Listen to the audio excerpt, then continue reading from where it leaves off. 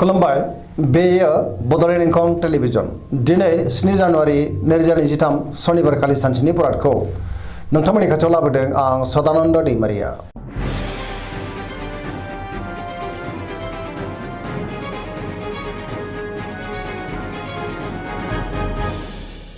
सिगां फरायनो लादों मेष राशि गिबि हांखो अ ल दिनैनि साना जोबोर मोजां जेरावबो जाफुंसारगोन बहाबा दावबायनो एबा हान्थिनो खाबु मोननोबो हागौ आरो मोजाङैनो हान्थिनोबो हागोन मावनो लानाय खामानिखौबो थि समावनो आरो गोरलैयैनो मावफुंनो हागोन गोसोखौ दिनै जोबोर गोजोननाय मोनगोन देहाया मोजाङै थागोन अब्लाबो नाथाय जानाय लोंनायाव सांग्रां जानांगोन बहानिफ्रायबा मोजां खौरां फैनोबो हागौ रांखावरियाव दिनै जोबोर मोजां होनजायो गोबां धोन आरजिनो हागोन आरो आयाबो बांनो हागौ बेफार फालांगियाव जोबोर मोजां मुलाम्फा मोनगोन सोरबा लोगोनिफ्राय थोजासे हेफाजाब मोननो हागौ सोरजोंबा बाख्नाय जागोन न'खराव दिनै अननानै फैगोन बिदा फंबायजों मोजां सोमोन्दो थागोन गुबुननि गोसोखौ दिनै गोरलैयैनो बोनोबो हागोन बिमा बिफानि अननाय आरोफोरखौ मोननो हागौ गोसोनि बोलोआ बांगोन समाजाव मान मोनगोन सेंग्रा सिख्लाफ्रा जोबोर रमान्टिक जागोन आरो गावबा गावनि गोसोनि साननायखौ फोरमायलायनोबो हागोन फरायसाफ्रा दिनै फरायनायाव गोसो दुंखांगोन आरो मोजां फिथाइ मोननोबो हागोन पजिटिभ एनार्जिनि गोहोम गोग्लैगोन सरासनस्रायै दिनै साना जोबोर मोजां आरो मोजाङैनो बारग'लांगोन।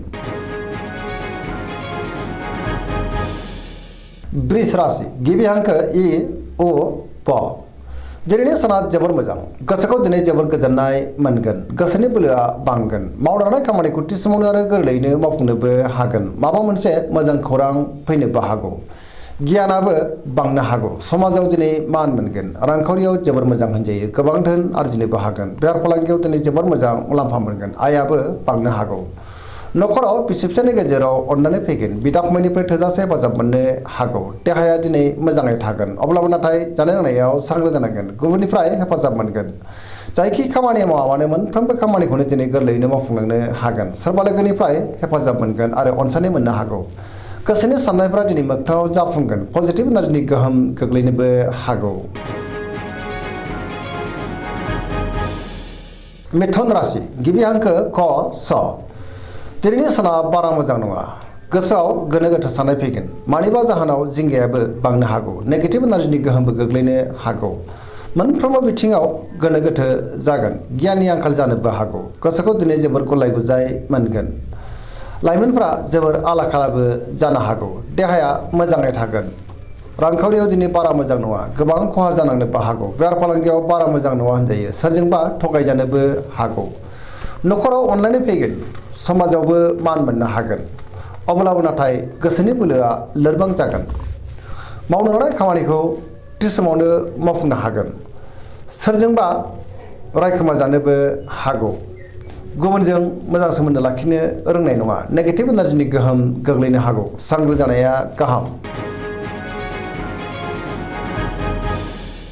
कर्कट राशि गिबि हांखो ड ह दिनैनि साना जोबोर मोजां गोसोखौ दिनै जोबोर गोजोननाय मोनगोन बहाबा दावबायनो एबा हान्थिनो खाबु मोननो हागौ आरो मोजाङैनो हान्थिनोबो हागोन सोरबा लोगोजों बाख्नाय जानानै गोसोआ दिनै जोबोर गोजोनगोन गोसोनि साननायफोरा मोगथाङाव जाफुंनोबो हागौ गोसोआव दिनै पजिटिभ साननाय फैगोन मावनो लानाय खामानिखौ थि समावनो आरो गोरलैयैनो मावफुंनोबो हागोन रांखावरियाव जोबोर मोजां होनजायो बेफार फालांगियाव दिनै जोबोर मोजां मुलाम्फा मोनगोन न'खरावबो अननानै फैगोन समाजाव लोगो लेवा बांनो हागौ देहाया मोजाङै थागोन गुबुननिफ्राय थोजासे हेफाजाबबो मोनगोन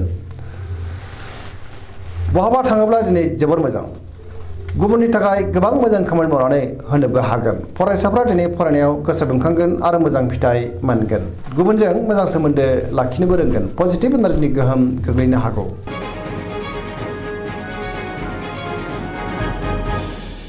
सिंह राशि गिबि हांखो म ट दिनैनि साना जोबोर मोजां गोसोआव पजिटिभ साननाय फैगोन गोथों आरो गोग्गो साननो रोंगोन गियाननि आंखाल जानाय नङा मोनफ्रोमबो खामानिखौनो दिनै मोजाङैनो मावफुंलांनो हागोन सोरबा लोगोनिफ्राय थोजासे हेफाजाब मोननो हागौ बहाबा दावबायनो एबा हान्थिनो खाबु मोनगोन रांखावरियाव दिनै जोबोर मोजां होनजायो अब्लाबो नाथाय खरसायाबो बांनो हागौ बेफार फालांगियाव दिनै जोबोर मोजां मुलाम्फा मोनगोन गोसोनि साननायखौ गुबुननो फोरमायनोबो हागोन न'खराव बिसि फिसायनि गेजेराव अननानै फैगोन बिदा फंबायजों दिनै मोजां सोमोन्दो थागोन आरो बिसोरनि हेफाजाबखौ मोननो हागौ समाजाव मान मोनगोन गुबुननि गोसोखौ गोरलैयैनो बोनोबो हागोन देहाया दिनै मोजाङैनो थागोन बयजोंबो अनजागोन आरो अनसायजागोन गुबुननि थाखाय मोजां खामानि मावनानै सोरजोंबा बाख्नाय जानो हागौ गोसोआ दिनै जोबोर रमान्टिक जागोन आरो लाइमोनफ्रा गावबा गावनि गोसोनि साननायखौ फोरमायलायनोबो हागोन। कन्या राशि गिबि हांखो प ट दिनैनि साना जोबोर मोजां गुबुनजों मोजां सोमोन्दो लाखिनो रोंगोन गोसोआव पजिटिभ साननाय फैगोन गोथों आरो गोग्गो साननो रोंगोन गियाननि आंखाल जानाय नङा।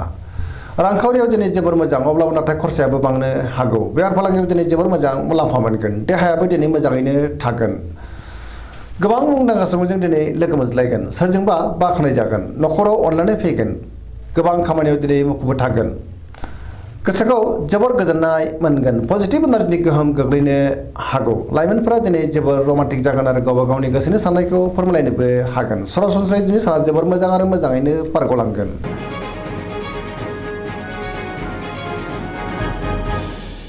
तुला राशि गिबि हांखो र ट दिनैनि साना जोबोर मोजां गोबां रोखोमनि जेंनाफोरखौ दिनै सुस्रांनो हागोन गियाननि आंखाल जानाय नङा गोसोनि बोलोआ बांगोन गोसोनि साननाया जाफुंनो हागौ गावनि गोसोनि साननायखौ दिनै गुबुननो फोरमायनोबो हागोन मावनो लानाय खामानिखौ थि समावनो आरो गोरलैयैनो मावफुंनो हागोन देहाया मोजाङै थागोन अब्लाबो नाथाय जानाय लोंनायाव सांग्रां जानांगोन। रांखावरियाव जोबोर मोजां होनजायो गोबां धोन आरजिनोबो हागोन न'खराव बिसि फिसायनि गेजेराव अननानै फैगोन समाजाव मान मोनगोन बेफार फालांगियाव दिनै जोबोर मोजां मुलाम्फा मोननो हागौ गुबुननि गोसोखौ गोरलैयैनो बोनोबो हागोन सोरबा लोगोनिफ्राय थोजासे हेफाजाबबो मोननो हागौ गोदान खामानियाव आखाइ होजेननो हागोन सेंग्रा सिख्लाफ्रा गावबा गावनि गोसोनि साननायखौ फोरमायलायनो हागोन आरो गोसोआ दिनै जोबोर रमान्टिकबो जागोन पजिटिभ एनार्जिनि गोहोम गोग्लैनोबो हागौ।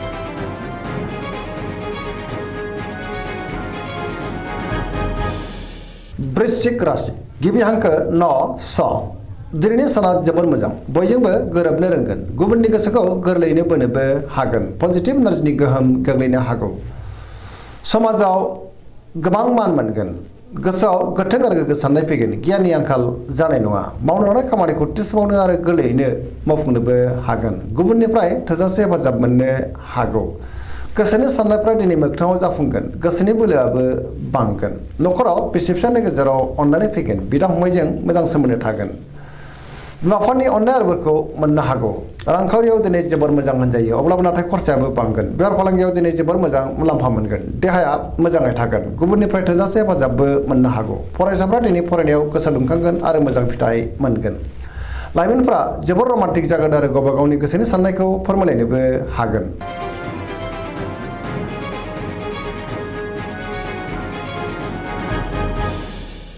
धनु राशि गिबि हांखो ढ फ भ दिनैनि साना जोबोर मोजां गोसोआव बोलो बांगोन गोसोनि बोलोआ बांनो हागौ मावनो लानाय खामानिखौ थि समावनो आरो गोरलैयैनो मावफुंनोबो हागोन सोरबा मुंदांखा सुबुंजों लोगो मोनज्लायनोबो हागौ गोसोनि साननायफ्रा मोगथाङाव जाफुंनोबो हागौ रांखावरियाव दिनै जोबोर मोजां होनजायो बेफार फालांगियावबो दिनै जोबोर मोजां मुलाम्फा मोननो हागोन समाजाव बयजोंबो अनसायजागोन बहाबा थाङोब्ला दिनै जोबोर मोजां आरो मोजाङैनो हान्थिनोबो हागोन देहाया मोजाङै थागोन न'खराव बिदा फंबायनिफ्राय थोजासे हेफाजाब मोननो हागौ सोरबा लोगोनिफ्राय मोजां खौरांबो फैनो हागौ सेंग्रा सिख्लाफोरनि गोसोआ दिनै जोबोर रमान्टिक जागोन आरो गोसोनि साननायखौ फोरमायलायनोबो हागोन पजिटिभ एनार्जिनि गोहोम गोग्लैनोबो हागौ।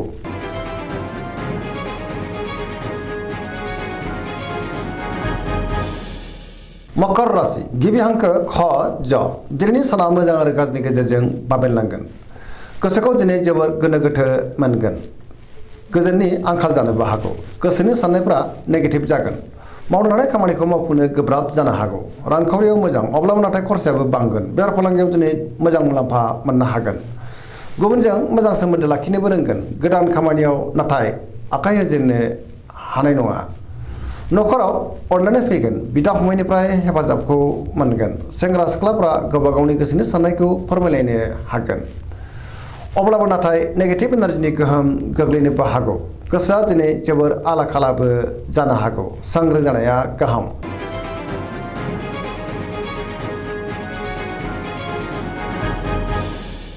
कुम्भ राशि गिबि हांखो ग स दिनैनि साना बारा मोजां नङा गोसोखौ दिनै जोबोर उसुखुथु मोनगोन सोरजोंबा रायखोमा जानोबो हागौ मावनो लानाय खामानिखौ थि समावनो मावफुंनो गोब्राब जागोन माबा नङा माबा मोनसे हेंथा फैनोबो हागौ सोरबा लोगोनिफ्राय गाज्रि खौरांबो फैनो हागौ समाजाव सोरजोंबा रायखोमा जानानै गोसोआ दिनै जोबोर उसुखुथुबो जागोन रांखावरियाव मोजां अब्लाबो नाथाय खरसाया बांगोन। देहाया बारा मोजां थानाय नङा। गोबां रोखोमनि देहायारि जेंनाजों मोगा-मोगि जानांनोबो हागौ। जानाय लोंनायाव सांग्रां जानांगोन। न'खराव अननानै फैगोन। बिमा-बिफानि अननाय आरिफोरखौ मोननो हागौ। अब्लाबो नाथाय नेगेटिभ एनार्जिनि गोहोमबो गोग्लैनो हागौ। सांग्रां जानांगोन।